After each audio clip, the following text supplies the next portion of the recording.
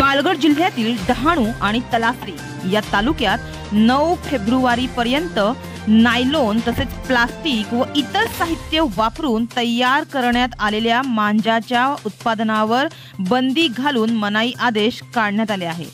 जर त्याचे उल्लंघन केले तर 1 लाख रुपयांचा दंड आकारण्यात येणार आहे अशी माहिती समोर आली आहे।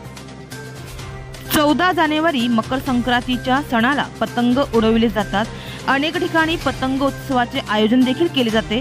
पतंग उडवण्यासाठी मांजाचा वापर केला जातो, त्यामुळे पक्षी, प्राणी आणि मनुष्यांना दुखापत पोहोचते। त्यामुळे नायलॉन तसेच प्लास्टिक व इतर साहित्य वापरून तयार करण्यात आलेल्या मांजाचे उत्पादन, साठवण, विक्री आणि वापरावर डहाणू आणि तलासरी तालुक्यात मनाई आदेश 9 फेब्रुवारी पर्यंत लागू करण्यात आले आहे। त्याचे उल्लंघन करणाऱ्यास 1 लाख रुपये दंड आकारण्यात येणार असल्याचे डहाणूचे सहाय्यक जिल्हाधिकारी सत्यम गांधी यांनी सांगितले। तर या निर्णयाचे पक्षी व पर्यावरण प्रेमींनी स्वागत केलं आहे। हमारे चैनल को अभी सब्सक्राइब करें और बेल आइकन दबाना न भूलें। धन्यवाद।